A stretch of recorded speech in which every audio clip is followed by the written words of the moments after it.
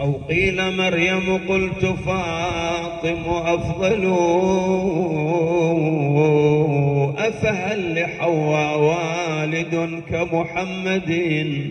الأصحاب بعد رسول الله والتابعين بعد رسول الله كان يمشي ل6 أشهر ل7 أشهر في سبيل أن يحصل له دعاء. هذا الدعاء سامع لكن ما متأكد منه، يقطع المسافات في سبيل ويقضي من عمره أشهر في سبيل أن يحصل له معلومة وحدة. احنا الآن المعلومة بضغطة زر، مو شكل ولا، وانت قاعد ببيتك المعلومات تأتي إليك هينة سهلة. لذلك علينا أن نبحث في مفردات الدعاء. لما يكضك واحد الآن يقول لك شنو السر المستودع في الزهراء، شو تقول له؟ فما أدري، يعني أقرأ هالشكل. لكن إذا كانت المعرفة مصاحبة للدعوة يكون للدعاء أثر أبلغ. لاحظ كل ما يقترن بالمعرفة. الإمام أمير المؤمنين سلام الله عليه يقول: ما من حركة ولا سكون إلا وأنت محتاج فيها إلى المعرفة. كل إنسان كل أعماله يجب أن تقترن بماذا؟ تقترن بالمعرفة. كمحمد أم هل لمريم مثل فاطم أشبل، وضعت بعيسى وهي غير مروعة،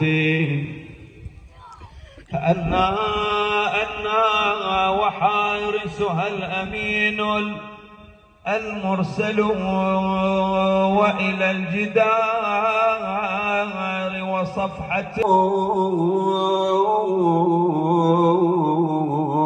هذه لنخلتها التجت فتساقطت.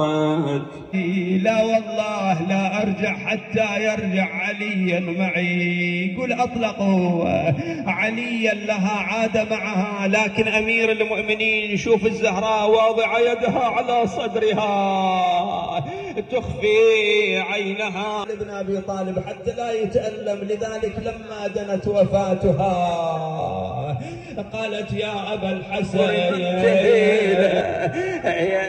أنا ما أريد أن القبر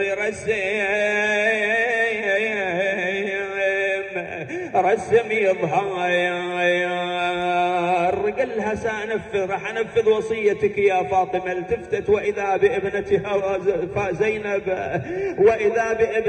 زينب الحسين اشتهيسين.